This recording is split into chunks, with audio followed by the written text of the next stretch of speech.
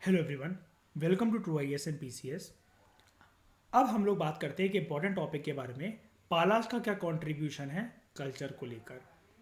ये वाला जो क्वेश्चन है ना कि पालास का कंट्रीब्यूशन कल्चर को लेकर नहीं, पालास का कंट्रीब्यूशन ये हेडिंग, डिट्टो हेडिंग, ये यूपीएससी ने साल 2019 या 20 के अंदर चेंज करके बस इसको यहाँ पर बुद्धिज्म कर दिया था और ये मेंस के अंदर क्वेश्चन पूछ लिया था जीएस पेपर 1 के अंदर। ये क्वेश्चन यहाँ से उठाया गया था जिसका सोर्स आपको एनसीईआरटी में शायद से ही मिले, और मिले भी तो इतना नहीं मिलेगा कि आप मेंस का आंसर लिख पाओ। ये वाली तो सिर्फ और सिर्फ आप इमेजिन करके देखो, सिर्फ 7वीं क्लास की तमिलनाडु एनसीईआरटी है। यही टॉपिक जब मैं आपको 11th क्लास की मेडिवल हिस्ट्री पे लेकर जाऊंगा, 11th क्लास जो तमिलनाडु है दोस्तों, वो कंबाइंड है। एंशियंट और मेडिवल एक ही बुक के अंदर दे रखी है कंबाइंड होकर, ठीक है। वहाँ पर से आप अगर आंसर ये लिख लेते तो सोचो ज़रा, इंसान को, पर्सन को, अगर वो 15 नंबर का क्वेश्चन था तो कम से कम उसके 11 से 13 नंबर उसके अंदर बन जाते हैं बहुत अच्छी तरीके से। और सोचो ज़रा, 11 से 13 नंबर होने का मतलब है कि अगर वो आईआरएस है तो वो आराम से आईपीएस की लिस्ट में आ सकता है, अगर आईपीएस है तो आईएएस वो आराम से बन सकता है, equivalent to IFS, Indian foreign service. मैं इसको इस तरीके से देखता हूँ। जो पालाज हैं, देवर सपोर्टर्स ऑफ, या किसको मानते थे, बुद्धिज्म के बड़े सारे दोस्तों स्कूल होते हैं जो आप में से नहीं जानते हो, डोंट वरी। मतलब क्या हुआ था, मैं आपको छोटा सा एक पास एक हिंट बता देता हूँ। और महायान बुद्धिज्म के बारे में प्रीलिम्स के अंदर भी क्वेश्चन आया था 2019 में। मैं आपको एक छोटी सी चीज़ बता देता हूँ। देखो, दो प्रकार के लोग थे। वो ये कहते थे बुद्धा के मरने के बाद, बुद्धा की जब टीचिंग्स को कंपाइल करना शुरू करा, और बुद्धा की टीचिंग्स को कंपाइल करने के लिए जो भी किताब उनके ऊपर लिखी गई, तो बड़े सारे रूलर्स थे, उनकी अध्यक्षता के अंदर वो किताब लिखी गई। तो ना डिस्प्यूट छिड़ गया एक दो दो कैटेगरीज के लोगों के बीच में। बुद्धा जीते जी ये कहते थे, मुझे भगवान मत मानो, मुझे भगवान मत मानो, मैं जीवन का सिर्फ एक रास्ता तुम्हें बताने आया हूँ, और ये रास्ता मैंने खुद चुना है तो तुम भी चुन सकते हो। मैं एक प्रिंस फैमिली में बॉर्न हुआ था, प्रिंसली स्टेट में बॉर्न हुआ था, मेरे पापा साक्या क्लैन के एक वो थे, और इतने मतलब मैंने बहुत सुख बिताए हैं। लेकिन मैंने एक जब, और मैं मेडिटेशन में कई बार फेल हुआ हूँ, बुद्धा ने बताया। तो बुद्धा ने भी ये बताया कि जब मैं पीपल ट्री के नीचे जब मैं बैठा और जब मैंने मेडिटेशन करना स्टार्ट की, तो उस टाइम पर मैंने दृढ़ संकल्प लिया था कि भले मैं यहाँ से मर जाऊंगा, लेकिन जब तक मुझे अपने सारे सवालों के जवाब नहीं मिल जाते हैं तब तक मैं यहाँ से उठूंगा नहीं। तो बुद्धा कहते हैं कि मुझे अपने आप ही जो कुदरत है और मेरे जो इनर सोल है, मेरी जो आत्मा है, ये जो पृथ्वी है, इन सब ने मुझे अपनी चीज़ों के आंसर दे दिए। तो अगर आप अपने अंदर झांको तो आप भी अपने आप की हिडन पोटेंशियल को पहचान सकते हो। इसमें मुझे भगवान मानने वाली क्या बात है। लेकिन अब कई, जब कोई वो मर गए, जब वो उनके उनकी उनका देहांत हो गया, ठीक है, तो अब कई लोगों ने, जो उनके सपोर्टर्स थे, तो कई लोग ये बोलते हैं ना कि जैसे अब भगवान थोड़ी ना अपने मुंह से कहेंगे कि वो भगवान थे। ऐसे तो कृष्ण भी जो है पूरी की पूरी लीला रचने को महाभारत के टाइम पर मर गए थे, उन्होंने खुद अपने आप को मरवा डाला था, तो क्या वो भगवान नहीं थे। तो लोगों के बीच में, मतलब जो उनके ब्लाइंड सपोर्टर्स थे, जंग झड़ गई। और वो ये कुछ ये बोलते थे कि हम ओरिजिनल बुद्धिस्ट फिलोसफी को मेंटेन करके रखना चाहते हैं, हम बुद्धा को भगवान की मूर्ति पूजन के अंदर वर्शिप नहीं करेंगे। और दूसरा स्कूल ये बोलता था, मतलब दूसरे कैटेगरी के लोग ये बोलते थे कि नहीं, अब ना बुद्धा की मूर्तियां बनाना वो जरूरी है। तो वो जो पहला ग्रुप था वो चिढ़ता था कि मूर्ति क्यों बनाते हो, बुद्धा खुद बोलकर गए थे मेरे मरने के बाद मेरी मूर्ति मत बनाना, सिर्फ तुम मेडिटेशन करके और अपने आप से सवाल करके यूनिवर्सल एनर्जी को अट्रैक्ट कर कर तुम बहुत कुछ अचीव कर सकते हो। लेकिन तो उन्होंने कहा कि नहीं, हम तो करेंगे मूर्ति, और उन्होंने कहा कि नहीं, हम तो नहीं मानते मूर्ति को। तो दो ग्रुप्स के बीच में डिवाइड हो गया। और बुद्धिज्म के इतने सारे सब ग्रुप्स डिवीजन है, इतने सारे सब ग्रुप डिवीजन है, मैं आपको वो 8 से 14 जो डिवीजन है पूरी की पूरी लिस्ट दूंगा। बुद्धिज्म जैनिज्म से, मैं again, Buddhism Jainism is just like trading, 100% guarantee कोई नहीं ले सकता, लेकिन मैं 95% प्लस एक्यूरेसी के साथ आपका, देखो मेंस में तो 100% गारंटी ले सकता हूं मैं, लेकिन प्रीलिम्स के अंदर जिस तरीके के सवाल जैसे आते हैं, तो मैं श्योर शॉट इतने तरीके से बोल सकता हूं कि अगर बुद्धिज्म जैनिज्म के कोई भी अगर 3 सवाल निकले हैं तो 2 आप श्योर शॉट तरीके से कर पाओगे, पक्का कर पाओगे। 95 to 99% एक्यूरेसी में रखूंगा। 100% तो कोई हड़प्पा में भी गारंटी नहीं कर सकता, तो इसमें भी मैं भी नहीं कर सकता, ठीक है। क्योंकि फिर वो ऐसी चीज़ हो गई कि पढ़ तो हम बहुत कुछ सकते हैं, लेकिन बुद्धिज्म क्या छोटा मोटी चीज़ होती है क्या। बुद्धिज्म कितने कितने कल्चर के अंदर फैला हुआ है। इवन लोगों को ये भी नहीं पता रहता कि जो आप में से जब आप छोटे हो गए, या अभी तक आपके घर पे, या अगर आप बनिया हो या कोई भी हो, तो काम धंधे में आपने देखा होगा लोग लाफिंग बुद्धा रखते हैं। लाफिंग बुद्धा भी एक चाइनीज बुद्धिज्म का एक पार्ट है, और वो भी गौतम बुद्धा का ही एक रूप है। ये भी मैं आपको बताऊंगा, ठीक है। और इवन जैसे जो बुद्धिज्म का एक रूप, गौतम बुद्धा का एक रूप जो कि माना जाता है, वो विष्णु की फॉर्म में माना जाता है। ये भी मैं आपको बताऊंगा वो चीज़ क्या है, ठीक है। लेकिन फिलहाल बात करते हैं पालास की। जो पालास थे वो महायान स्कूल ऑफ बुद्धिज्म के सपोर्टर थे, ये वाली बात याद रखना, ठीक है। हीनायान होता है, महायान होता है, थेरावाड़ा होता है, बहुत सारे स्कूल होते हैं, लेकिन अभी आप याद रखना कि महायान स्कूल, ठीक है। अभी मैं कुछ ऐसी टर्म्स यूज नहीं करना चाह रहा जिसके बारे में लोग अवेयर ना हो। 7th क्लास की एनसीईआरटी है, तो 7th क्लास की एनसीईआरटी की लेवल औकात 7th क्लास के हिसाब से ही रखेंगे, ठीक है। They were generous patrons of Buddhist temple, बहुत ज़्यादा सपोर्टर थे, दिल से मानते थे, इनको खुशी होती थी मेडिटेशन करने में, बुद्धिस्ट फिलॉसफी को जानने में, जीवन के अस्तित्व को पहचानने में, जीवन कैसे सरल बनाया जा सकता है, अष्टांग मार्ग क्या है, 8 रास्ते क्या हैं, कैसे अच्छे सोच विचार रखकर, कैसे अच्छा वाणी का यूज़ कर कर, कैसे अच्छी अच्छी चीज़ें बोलकर, सीमेंट अटेंशन प्रैक्टिस कर कर, सेक्सुअल एक्टिविटीज से बचकर आप ये सब चीज़ें कैसे कर सकते हो। लेकिन let me tell you, Buddhism philosophy में गौतम बुद्धा ने जो कोर उनकी फिलॉसफी थी, कभी उन्होंने ये नहीं बोला, इवन वर्धमान महावीर ने ये नहीं बोला कि आप पूरी तरीके से सन्यासी बन जाओ। ये जनरली ना, जो हम वेदा के अंदर जो चैप्टर, जो वैदिक चैप्टर जो हम पढ़ रहे थे, उसके अंदर जो आश्रम का कंसेप्ट था ना, इन लोगों ने उसको फॉलो करा है। कैसे? गौतम बुद्धा ने और वर्धमान महावीर ने जिंदगी के सार को पहचाना। क्या था वो सार, क्या था वो रस? इन्होंने ये बोला, इनका ये मानना था, देखो हर एक पर्सन की ना एक्सट्रीम डिजायर यही होती है, जैसे कि हमने उधर आश्रम, 4 आश्रम के जो कंसेप्ट में पढ़ा था, हर पर्सन की एक्सट्रीम डिजायर ये होती है कि पहले वो स्टूडेंट लाइफ बिताए, फिर वो शादी करे, बच्चे करे, ठीक है, उसके बाद वो सन्यासी बने और फिर वो मोक्ष की प्राप्ति करे। लेकिन हर किसी की एक एपिक्स डिजायर होती है सेक्स करना। ये कोई माने चाहे ना माने, लेकिन एक ना फैंटेसी ज़रूर होती है। हर किसी को लगता है कि भाई मेरी फर्स्ट नाइट कैसे होगी, मेरा सेक्स कैसे होगा, क्या मैं किस वे में प्रोसीड कर पाऊंगा, क्या कर पाऊंगा, क्या नहीं कर पाऊंगा। ये हर किसी की डीप फैंटेसी कोड डिज़ायर होती है। तो ये कभी भी इस चीज़ को डिनाई नहीं करते थे कि पैदा हुआ और सन्यासी जीवन ही बिताओ, पहले स्टूडेंट लाइफ बिताओ, फिर आराम से जाकर जितना रोमांस करना, जितना सेक्स करना है सेक्स करो।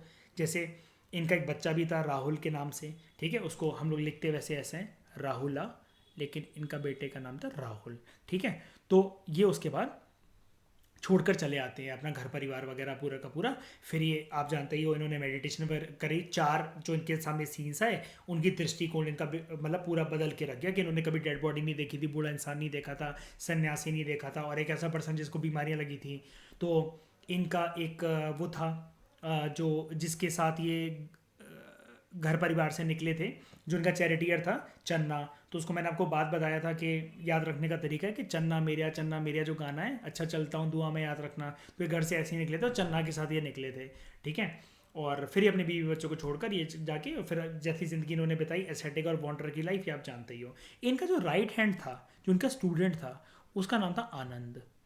ये वाली बात भी याद रखना। तो बुद्धा जब मर रहे होते हैं, मतलब वो करके जब उनका देहांत हो रहा होता है, मर रहे होते हैं, मतलब बोलना अच्छा नहीं लगता, लेकिन एक बस बात समझा रहा हूँ, ऑफेंड होने की ज़रूरत नहीं है, ठीक है। और बाकी हो भी गए तो मुझे कुछ फ़र्क नहीं पड़ता। तो आनंद नाम था उसका, ठीक है। तो जब बुद्धा का देहांत हो रहा होता है, तो वो उनके बगल में ही बैठा होता है। इसके बारे में भी आप पढ़ेंगे। और आनंद ही होता है, इसका नेचर कुछ मेरी तरह होता है। आनंद कहता है कि बुद्धा से एक बारी कि हमारा जो ये, जब हम लोगों को ये जीवन का सार जहाँ पर सिखाते हैं अपनी मोनेस्ट्री के अंदर, विमेन शुरू में अलाउड नहीं थी। तो बाद में आनंद ही बुद्धा को परसुएट करता है कि विमेन को बुला लो, क्योंकि अब आनंद मेरी तरह होगा, मन नहीं लगता होगा बिना बंदियाँ देखे। तो फिर बुद्धा अलाउ कर देते हैं। ये सारी चीज़ें मैं आपको डिटेल में इन डेप्थ पढ़ाऊंगा मैं आपको, ठीक है। जितनी मेहनत मतलब मैंने कर रखी ना यूपीएससी में, मैं उससे ही ज़्यादा कर पाऊंगा, डोंट वरी, ठीक है।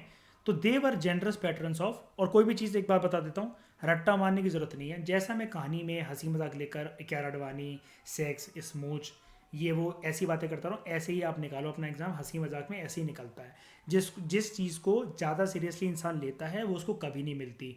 जो इंसान बालों पे ज़्यादा ध्यान देता है उसके बाल सबसे जल्दी सफ़ेद होते हैं, सबसे जल्दी चढ़ते हैं। जो अपनी स्किन केयर पे बहुत ज़्यादा ध्यान देता है वो सबसे जल्दी बूढ़ा होता है। जो अपनी लुक्स पे सबसे ज़्यादा ध्यान देता है उसके मुंह पे खरोच लग जाती है, या कोई ऐसा चीज़ हो जाती है कि शक्ल वकल उसकी बिगड़ जाती है, टाँके वाके लग जाते हैं। तो हर चीज़ को बस ऊपर ऊपर से रखा करो, ज़्यादा किसी के साथ लगाव मत रखा करो, क्योंकि बुद्धा की कोर फिलॉसफी है अटैचमेंट लीड्स टू सफरिंग।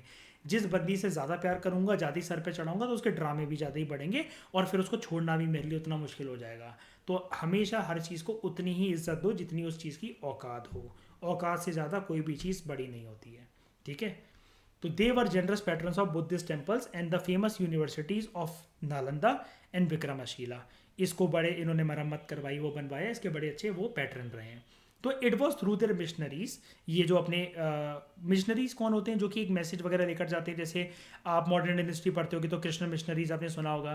तो इनके मिशनरीज की वजह से बुद्धिज़्म जो था वो तिब्बत में फैला। तो देखो, अगर आपको क्वेश्चन आए कि तिब्बतन बुद्धिज़्म जो था उसका बर्थ कैसे हुआ, एक जैपनीज़ बुद्धिज़्म होता है, तिब्बतन बुद्धिज़्म होता है, कोरियन बुद्धिज़्म होता है, ठीक है, क्या कहते हैं, थाई बुद्धिज़्म होता है, ये सारी चीज़ें मैं आपको पढ़ाऊंगा। और बुद्धा की एक टाइम पर टॉलेस्ट स्टैचू तो अब बहुत सारे बन गए, लेकिन एक टाइम पर बुद्धा के एक टॉलेस्ट स्टैचू भी है, और बुद्धा के बहुत सारे स्टैचूज़ हैं साउथ ईस्ट एशियन कंट्रीज़ के अंदर, ठीक है। उसके बारे में भी हम पढ़ेंगे कभी वक्त आने पर, और सही जगह पर पढ़ेंगे उसके बारे में। तो बुद्धिज़्म तिब्बत के अंदर पाला रूलर्स की वजह से फैला। तो देखो, यूपीएससी में लिखने के लिए मुझे नहीं लगता कि कम कंटेंट था। अगर कोई बस यहाँ से भी सातवीं क्लास से वो मतलब ये कर जाता तो पक्का वो आज सुखी ज़िंदगी बिता रहा होता। मतलब ये चीज़ करके मैं तो उसको ऐसे देखता हूँ कि भैया किताब ही तो है, पढ़ना ही तो है, बैठ के देखना ही तो है, और इसको पढ़ते पढ़ते कोई मुझे कैसे ओहदे पे बिठा रहा है जिसके पे बैठ के मैं सबकी तशरीफ मार सकता हूँ। इससे बढ़िया बात क्या हो सकती है।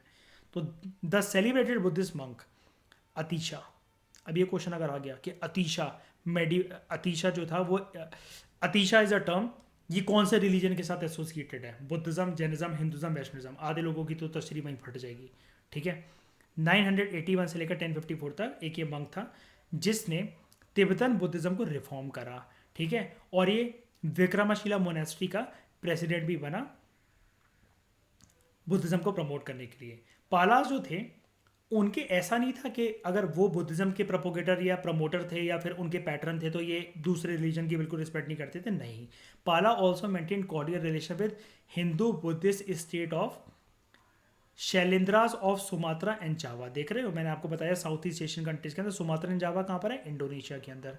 तो वहाँ पर हिंदू बुद्धिस्ट स्टेट थी। शैलेंद्र इनकी फैमिली होगी, मतलब रूलर होंगे वहाँ पर कोई इंडोनेशिया के अंदर, ये वहाँ पर वो करके। अब आप